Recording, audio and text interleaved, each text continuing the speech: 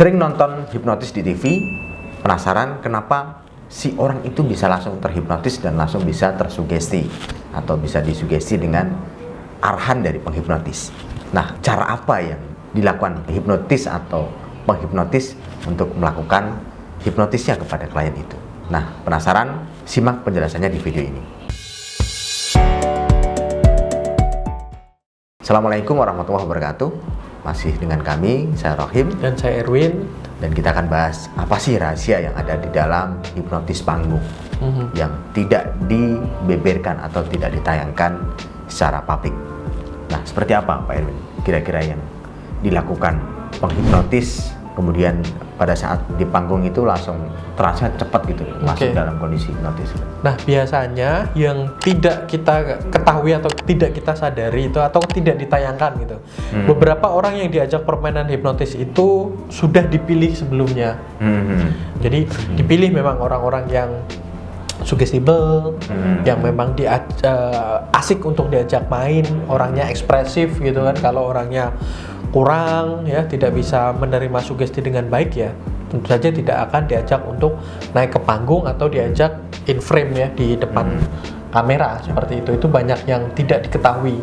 Sisi itu tidak masuk ke sebuah tayangan hipnosis seperti itu. Dan ada yang langsung seketika terulang-ulang orang itu terus yang dihipnotis. Berarti memang awalnya dari awal sudah sugestible ya? Iya, udah kenal pokoknya dia sugestible. Misalkan di tayangan sebuah TV ya, yang dihipnotis pokoknya itu aja. Berarti memang dia dari awal sudah sugestible. Jadi tidak perlu diuji lagi, tinggal mainkan sugesti aja udah nganut gitu ya. Itu salah satunya.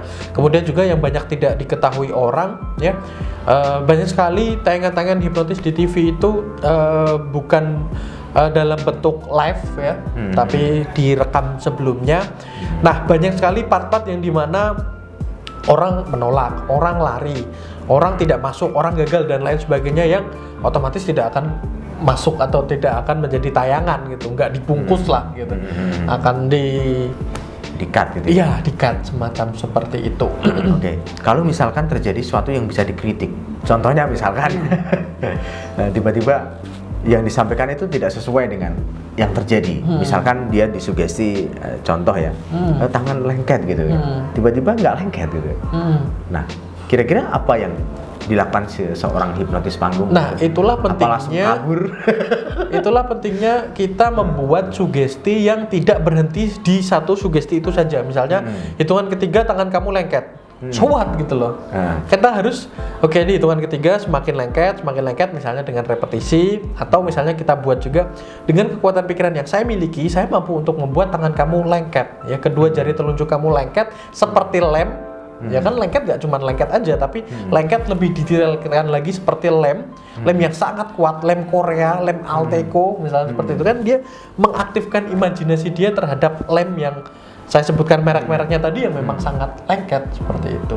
Kasih sugesti tertentu yang sedikit bisa dipakai untuk bermain untuk hipnotis panggung. Kira-kira sugesti apa Pak? Ya itu tadi misalnya ya, kita buat dalam bentuk itu udah contoh yang sangat konkret loh. Kita buat lengket ya, seperti ada lem yang menempel, atau kita sambil pura-pura mengoleskan ya, sekalipun tidak ada secara real, tapi dalam imajinasi kamu, dalam pikiran kamu yang memiliki kekuatan yang sangat luar biasa, kita akan mengubah jari kamu supaya bisa lengket seperti ada lem. Nah, itu bisa dipakai ya. Jadi Anda punya bahan sedikit ini untuk bocoran dibekali bermain hipnotis panggung, dan silakan untuk lebih tahu lebih banyak tentang berbagai permainan hipnotis panggung, silakan belajar ya. Belajar, akhirnya Anda punya banyak cara untuk menghipnotis di panggung. Dan terima kasih. Untuk belajarnya silakan lihat di website masterhipnosis.com. Dan jangan lupa subscribe channel ini, semoga makin bermanfaat. Terima kasih. Assalamualaikum warahmatullahi wabarakatuh.